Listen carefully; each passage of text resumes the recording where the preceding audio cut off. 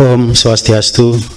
Assalamualaikum warahmatullahi wabarakatuh. Selamat sore dan salam sejahtera untuk kita semua. Namo Buddhaya, Rahayu. Masyarakat Bali yang saya cintai, semoga semuanya saya temui hari ini dalam keadaan sehat walafiat, dapat menunaikan tugas-tugas kehidupan ini dengan baik dan selalu dalam keadaan sehat serta terhindar dari penyebaran COVID-19 ini. Pada sore hari ini dapat saya informasikan bahwa ada penambahan kasus positif sebanyak 11 orang. Terdiri dari 9 orang yang terinfeksi karena dibawa dari riwayat perjalanan dari luar negeri atau imported case, dan 2 orang positif karena terinfeksi melalui interaksi di tengah-tengah masyarakat kita yang disebut dengan transmisi lokal.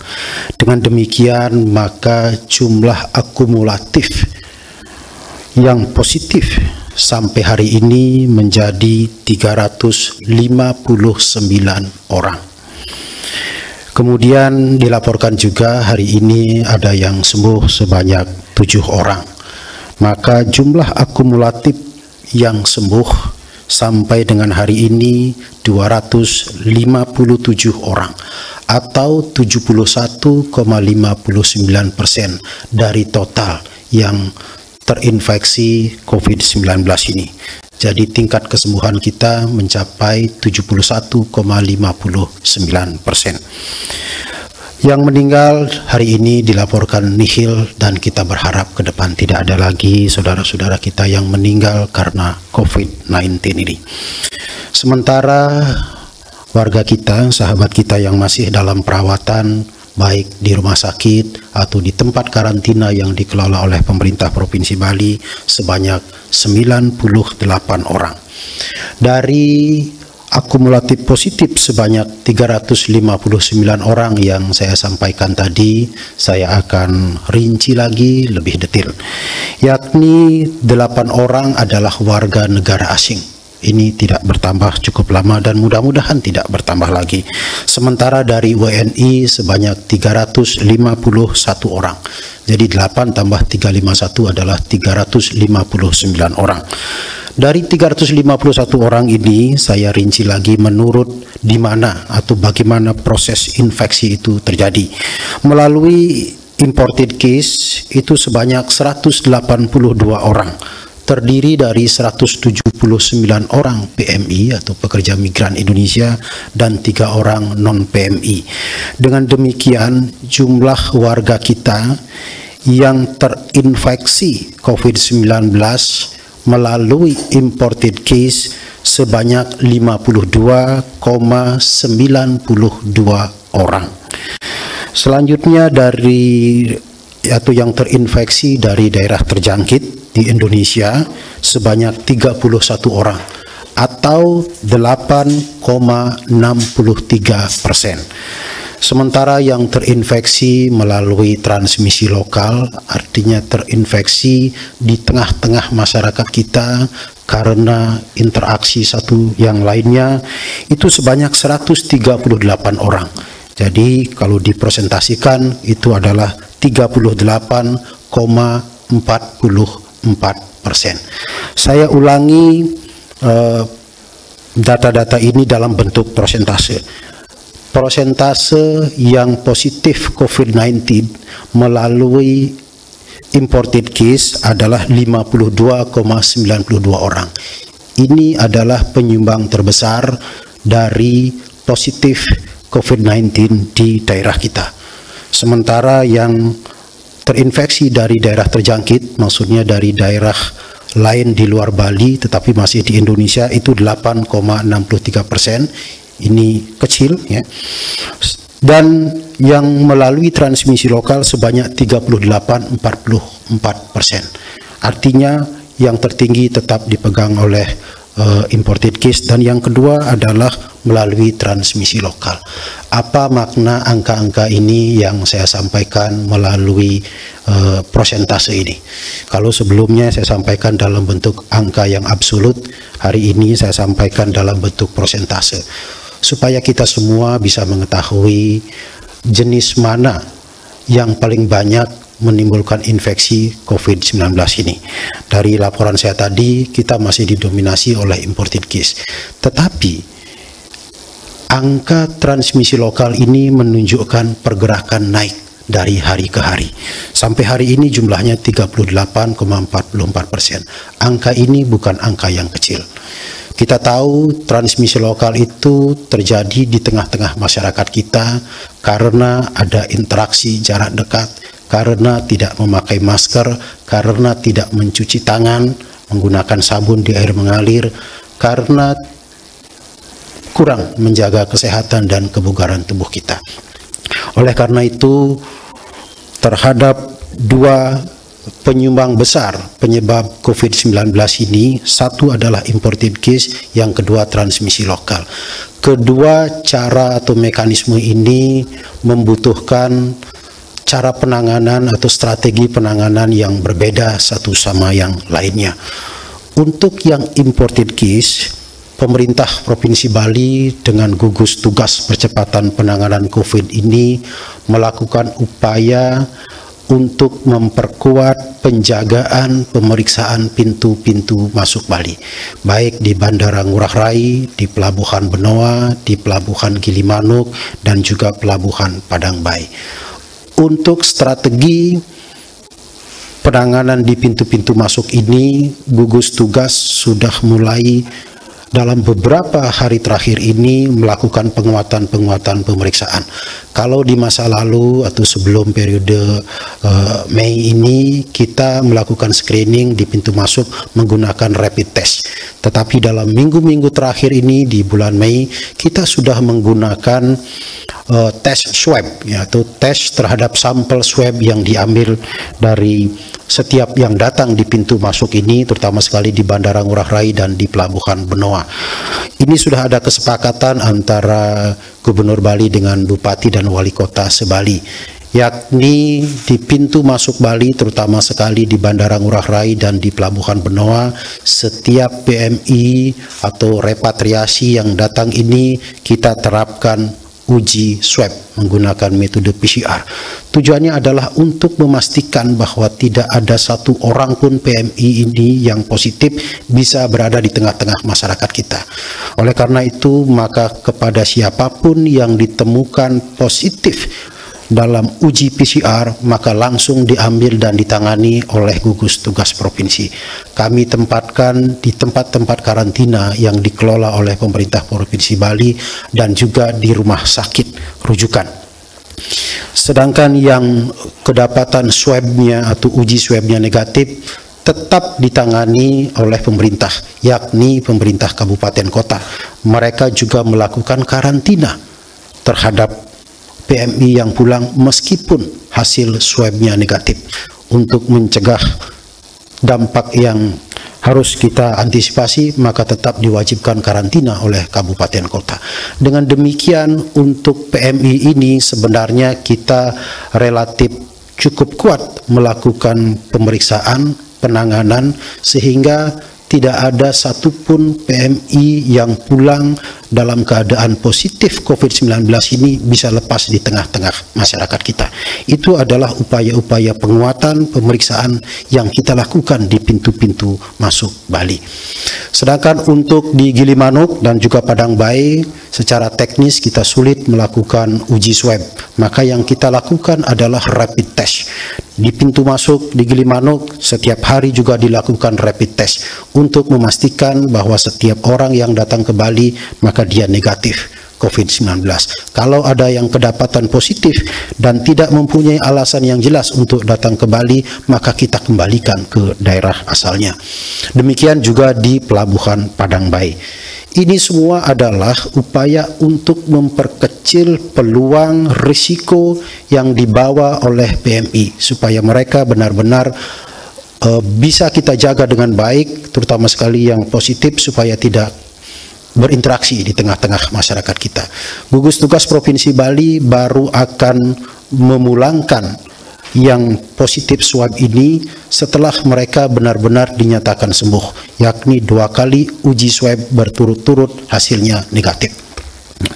Tetapi selain yang kita screening, kita ketatkan di pintu masuk Bali, beberapa hari terakhir ini kita menghadapi situasi yang lainnya, yakni angka-angka transmisi lokal mengalami peningkatan dari hari ke hari. Oleh karena itu, maka strategi penanganannya sesuai dengan arahan Bapak Gubernur adalah melakukan tindakan-tindakan yang lebih tegas lagi untuk menjaga disiplin masyarakat itu. Beberapa kebijakan yang diarahkan oleh Bapak Gubernur adalah: 1. Untuk PMI yang pulang sebelum tanggal 22 Maret tahun 2020 didata ulang oleh Satgas Gotong Royong yang berbasis desa adat. Hasil pendataan ulang ini telah diketemukan 4.800 orang PMI yang telah pulang sebelum tanggal 22 Maret. Ya, sebelum tanggal 22 Maret, sebagaimana kita ketahui, saat itu kita belum melakukan rapid test, karena rapid test kitnya juga memang belum ada. Maka dari itu, kepada PMI yang pulang sebelum 22 Maret, telah dilakukan pendataan dan juga saat ini sedang dipanggil untuk mengikuti rapid test. Dengan demikian maka tidak ada satu PMI pun yang lepas dari rapid test. Saat ini sedang berlangsung di semua kabupaten kota. Kami gugus tugas provinsi memberikan dukungan alat rapidnya kepada kabupaten kota. Kabupaten kota inilah yang melakukan rapid test terhadap PMI yang pulang sebelum 22 Maret.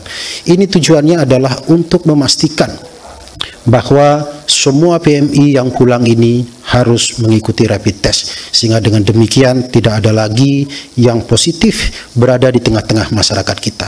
Tindak lanjut dari rapid test yang dilakukan terhadap PMI yang pulang sebelum 22 Maret adalah kalau mereka kedapatan reaktif atau positif rapid test, maka harus dilanjutkan dengan uji swab menggunakan metode PCR di laboratorium. Dan ketika hasil swabnya kedapatan lagi positif, maka diserahkan kepada gugus tugas provinsi. Jadi yang positif ini akan kami ambil bawa ke provinsi untuk dirawat, ditangani di provinsi, baik di tempat karantina atau di rumah sakit. Sehingga dengan demikian tidak ada lagi PMI yang positif berada di tengah-tengah masyarakat di kabupaten kota.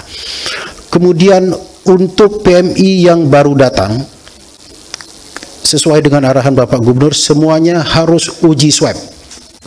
Nah, yang kedapatan positif ditangani provinsi, yang kedapatan kabupaten, yang negatif ditangani oleh kabupaten kota. Sehingga dengan demikian juga sama, tidak ada yang positif di tengah-tengah masyarakat kita. Namun demikian, transmisi lokal ini masih terjadi di tengah-tengah masyarakat kita.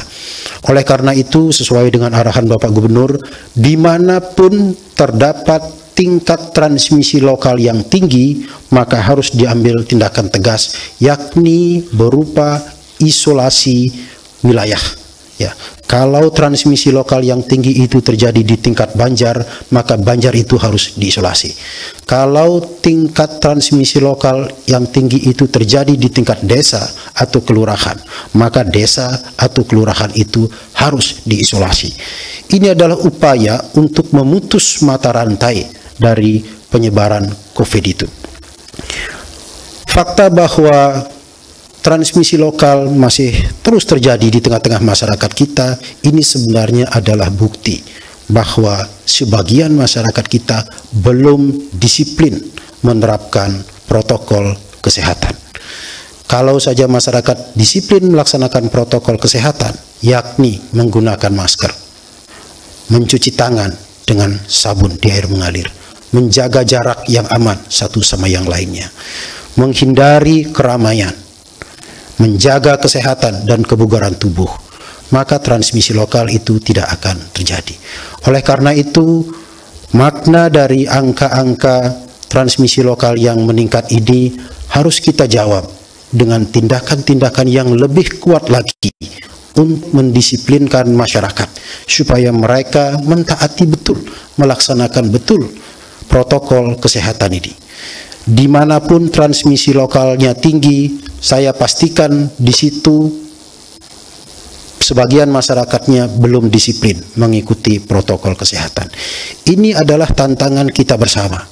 Seluruh masyarakat Bali, seluruh tokoh-tokoh agama, seluruh pemuka masyarakat, seluruh pemimpin harus bersama-sama mengupayakan penguatan disiplin masyarakat di dalam melaksanakan protokol kesehatan. Kalau itu bisa kita lakukan dengan baik, maka transmisi lokal sesungguhnya bisa kita hentikan penyebarannya. Sedangkan kepada mereka yang positif itu dirawat, dikarantina, atau juga di rumah sakit. Proses perawatan atau penanganan ini berjalan dengan baik. Ini bisa kita buktikan dengan tingkat kesembuhan kita yang tertinggi di tingkat nasional, yakni 71,59%.